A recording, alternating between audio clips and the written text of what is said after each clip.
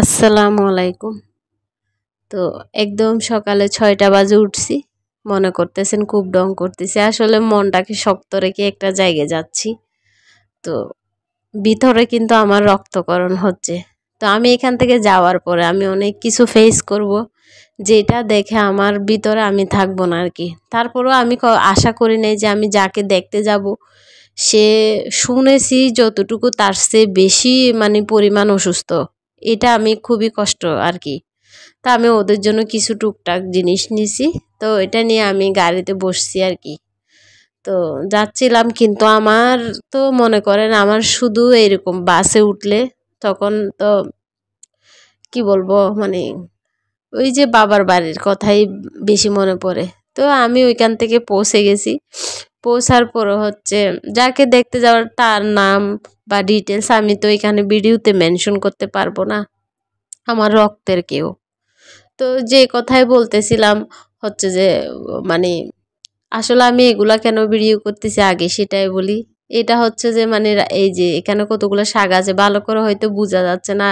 এগুলো ছোটবেলা আম্মু হচ্ছে বিচি দিয়ে এভাবে কুচি কুচি করে আর কি রান্না করতো। তো খুবই মজা হইতো। আরও অনেক ধরনের শাক দেখতেছি রাস্তার মধ্যে আর কি, কচু শাক থেকে শুরু করে। অথচ গ্রামের মধ্যে এগুলা কোনো ইয়াও নাই, ফ্রিতে আর কি। তো আমরা এখানে একটা শাক পর্যন্ত খাইতে পারি না কিনা ছাড়া।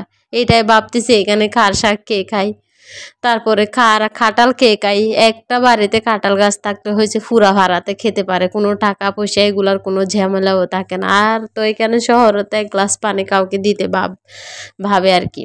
তো আমি আমার ফুফির বাড়িতে এসে দেখতেছি বিচ্ছু বাহিনীগুলা খাইতেছে তখন। এখন তো আমার ছেলেও বলছে কি যে গরম, আমার তো অবস্থা কাহিল হয়ে গেছে।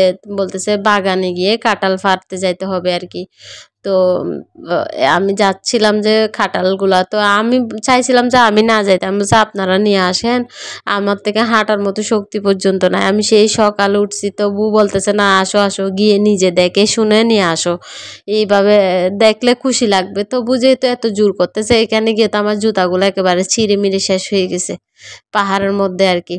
তো ওইখানে হচ্ছে যে গিয়ে দেখতেছি অনেক একটা কাঁঠাল নাকি এই ইয়াগুলা ছোটবেলায় খাইছিলাম। তো এই জন্য দেখে বলছে আরেকটা খেয়ে দেখি। সত্যি অনেক ছোট থাকতে এই গাছের ইয়াগুলাকে আমরা তখন খাইতাম এভাবে বন্দুকের গুলির মধ্যে দিয়ে দিয়ে এভাবে ফুটাইতাম, গাছ দিয়ে আব্বু বানাই দিত।